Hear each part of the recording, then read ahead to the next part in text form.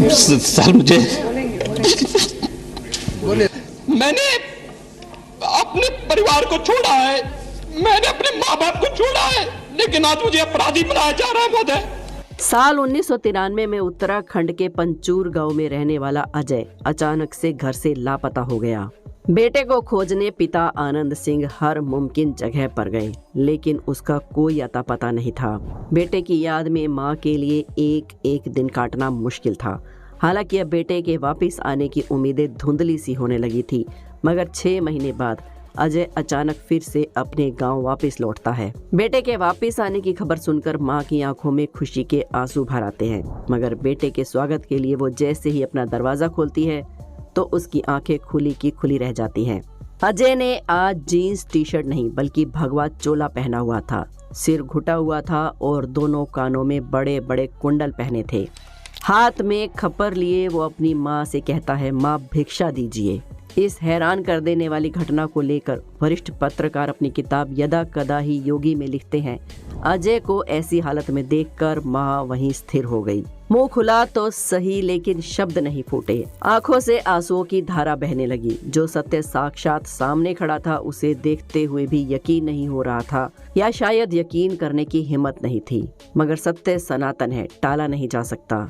सत्य ही तो था कि माँ के सामने उनका बेटा युवा सन्यासी के वेश में खड़ा था। कल तक जिसे कॉलेज से लौटकर आते ही इस हंसते मुस्कुराते चेहरे को देखने की आदत थी, वो आज उनका नौजवान बेटा अजय सन्यासी के रूप में खड़ा था। माँ का मन कहता है कि ये बेटा मेरा नहीं हो सकता, लेकिन दिमाग जानता था कि ईश्वर जितना कठोर हो सकता है, उनका बेटा उससे भी ज्यादा कठोर हृदय का हो सकता है। तभी अजय से आदित्यनाथ बने बेटे ने अपनी माँ से कहा, माँ भिक्षा दीजिए। माँ ने खुद को संभालते हुए कहा कि बेटा ये क्या हाल बना रखा है, घर में क्या कमी थी जो भीख मांग रहा है। बेटा बोला, माँ सन्यास मेरा धर्म है, एक योगी की भूख भिक्षा से ही मिटती है। आप भिक्षा में जो भी देंगी वही मेरे मनोरथ को पूरा करेगा। माँ ने रोते हुए कहा कि पहले तुम अंदर तो आ जाओ, मगर युवा सन्यासी अपनी माँ के आंसुओं से भी नहीं पिघलता और उनसे कहा, नहीं माँ, भिक्षा लिए बिना मैं अंदर नहीं आऊंगा और ना ही वापस जाऊंगा। आप पहले मुझे भिक्षा दीजिए,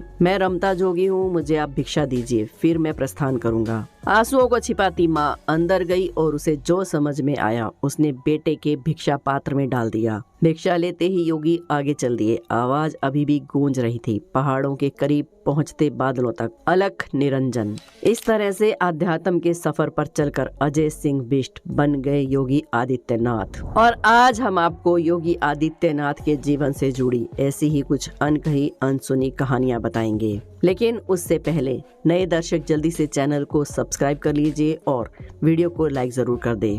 योगी आदित्यनाथ का जन्म 5 जून 1972 के दिन पुरी गढ़वाल उत्तर प्रदेश यानी आज के उत्तराखंड के परचूर गांव के राजपूत परिवार में हुआ था। उनके पिता का नाम आनंद सिंह बिष्ट था। योगी जी ने 1989 में ऋषिकेश के भरत मंदिर इंटरमीडिएट कॉलेज से इंटर की पढ़ाई पूरी की। इसके बाद उन्होंने कोट द्वार के पीताम्बर दयाल महाविद्यालय से बीएससी में एडमिशन लिया, जहां से पास होकर उन्होंने 1992 में गोरखपुर यूनिवर्सिटी के फिजिक्स एमएससी में एडमिशन लिया, लेकिन उसे पूरा किए बिना ही घर छोड़कर चले गए और फिर जब वापस आए तो वो एक योगी बन चुके थे। नवंबर 1983 से फरवरी 1984 तक उन्हें कई कठिन परीक्षाओं से गुजरना पड़ा, लेकिन उन्होंने हार नहीं मानी। 15 जनवरी 1994 को गोरखा पीठाधीश्वर महंत अवैधनाथ महाराज ने पूरे विधि विधान से उन्हें अपने उत्तराधिकारी के रूप में घोषित कर दिया। अब अजय सिंह बिष्ट पूरी तरह से सन्यासी बन गए थे। योगी जी के बारे में लिखने वाले बताते हैं कि अजय को वापस घर लाने के लिए उनके पिता आनंद सिंह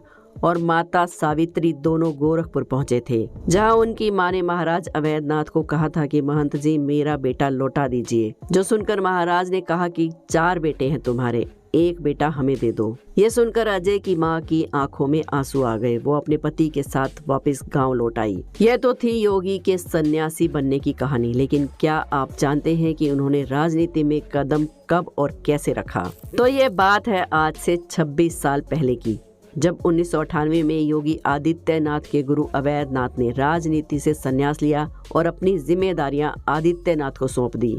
और यहीं से योगी आदित्यनाथ जी की राजनीतिक पारी शुरू हुई। उसी साल उन्होंने गोरखपुर से 12वीं लोकसभा के चुनाव में हिस्सा लिया था और चुनाव में जीत हासिल करके वो सबसे कम उम्र के सांसद बने, जिसके बाद उन्होंने हिंदू युवा वाहिनी का गठन किया और धर्म परिवर्तन के खिलाफ मुहिम छेड़ दी। कट्टर हिंदुत्व की राह पर चलते हुए उन्होंने कई बार विवादित बयान दिए और धीरे धीरे करके गोरखपुर की राजनीति में उनका दबदबा बढ़ने लगा। मार्च 19, 2017 में विधानसभा चुनाव में जीत हासिल करके योगी आदित्यनाथ उत्तर प्रदेश के मुख्यमंत्री बन गए, लेकिन अब भी वो अपने परिवार से दूर थे और मुख्यमंत्री बनने के बाद उन्होंने उत्तर प्रदेश की जनता के लिए अपना सारा जीवन समर्पित कर दिया। जब मार्च 2022 में वो वरिष्ठ पत्रकार रजत शर्मा के शो पर गए, जहां उन्होंने अपनी बड़ी बहन के संघर्ष भरे जीवन की एक झलक देखी। उन्होंने देखा कि कैसे उनकी बड़ी बहन कई किलोमीटर पैदल चलकर चाय और प्रसाद की छोटी सी दुकान चलाती है, मवेशियों को चारा खिलाती है और अपने परिवार की जरूरतों को पूरा करने के लिए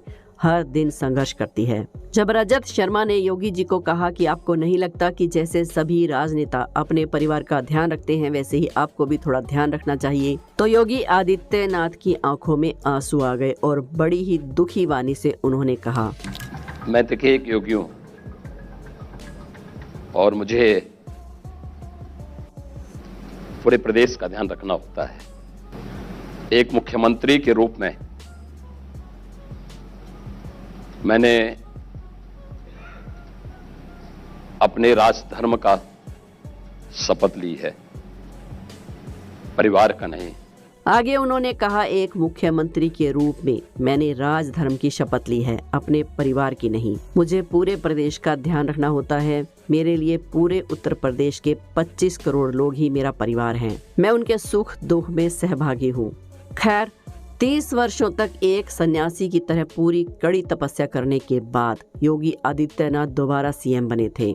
तब वो पहुंचे पंचूर गांव अपने घर, जहां एक मां अपने बेटे अजय का 3 दशकों से इंतजार कर रही थी। घर पहुंचते ही योगी ने सबसे पहले अपनी मां को माला पहनाते हुए पूछा, पहचान लिया मुझे? मां ने मुस्कुराते हुए कहा, हाँ पहचान लिया। फिर उन्होंने अपनी मां के पैर छूकर आशीर्वाद लिया। मां सावित्री ने अपना ममतामयी हाथ जब योगी के सिर पर रखा तो उनकी आंखों में आंसू आ गए। 30 वर्षों से सन्यासी जीवन जी रहे अजय को एहसास हुआ कि सन्यास के पथ पर चलते हुए उन्होंने सिर्फ एक चीज को सबसे ज्यादा मिस किया है, और वो है माँ का प्यार और आशीर्वाद। बताया जाता है कि 1994 में संन्यास लेने के बाद योगी आदित्यनाथ 2022 में पहली बार योगी आदित्यनाथ अपने गांव गए थे और अपने पारिवारिक कार्यक्रम में हिस्सा लिया था। दरअसल संन्यास के पथ पर चलते हुए व्यक्ति को अपना घर परिवार सब कुछ छोड़ना पड़ता है। योगी आदित्यनाथ की तरह प्रधानमंत्री नरेंद्र मोदी भी सन्यासी जीवन जीने के लिए एक बहुत बड़ा उदाहरण है। हालांकि औपचारिक तौर पर उन्होंने संन्यास नहीं लिया, लेकिन अपने घर परिवार से वो एक सन्यासी की तरह दूर रहते हैं। वहीं सीएम योगी आदित्यनाथ ने सिर्फ 20 या 22 साल की उम्र में ही संन्यास ले लिया। तब से लेकर आज तक वो सन्यासी जीवन ही जी रहे हैं। योगी जी सुबह 3 बजे बिस्तर छोड़ देते हैं, फिर 4 बजे से 5 बजे तक योगा करते हैं, जिसके बाद योगी स्नान करके शुद्ध तन और मन से पूजा अर्चना करते हैं। इतना ही नहीं, वो समय समय पर गोरखपुर जाकर मठ और मंदिर परिसर के चक्कर लगाते हैं, वहाँ की सफाई का जायजा लेते हैं, गौशाला में जाकर गायों की सेवा भी करते हैं, मछलियों को दाना डालते हैं।